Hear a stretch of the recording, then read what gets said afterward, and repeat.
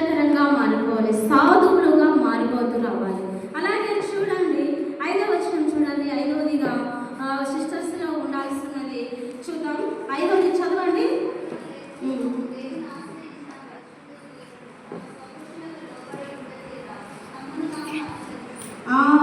అటు వాళ్ళ పూర్వం, ఇక్కడ పూర్వం చూస్తే ఎవరు షారా, రిబ్కా, ఇంకా చాలా మంది స్త్రీలు ఉంటున్నారు కదా.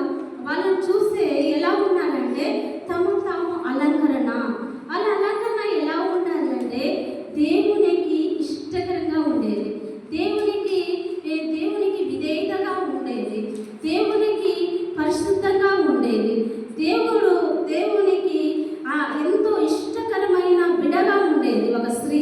ఆ పూర్వంలో ఎలా ఉండేవాళ్ళంటే దేవునికి దగ్గరగా ఉండి పరిచర్య చేసేవారు. అయితే ఇక్కడ చూస్తే వారు పరిశుద్ధ స్త్రీలను తమ పురుషులకు లోబడి చేత తాము అలంకరించుకుని వాళ్ళు ఎలా అనిపించున్నారు, తన సొంత పురుషులకు తనే సొంతం అనుకొని సొంతంగా ఎంతో లోబడుతూ ఆ అలంకరణ ఎలా ఉంటుందంటే దేవునికి ఇష్టంగా, ఎంతో అన్యోన్యంగా, ఎంతో పరిశుద్ధంగా తన భర్తలతోటి తన పిల్లలతోటి ఎంతో ఇష్టకరంగా ఉండేది.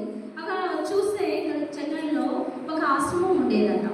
అయితే ఇది నిజంగా జరిగినది. ఒక అధికారి అక్కడికి పోయినప్పుడు ఆ ఆశ్రమంలో వాళ్ళు రోమన్ క్యాథలిక్లు ఉంటారు కదా, ఆశ్రమం ఉంటుంది అనమాట.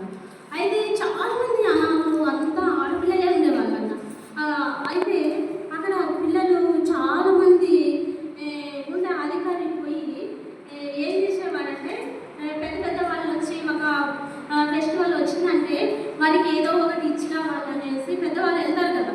అయితే కొంతమంది పిలుచుకొని అక్కడ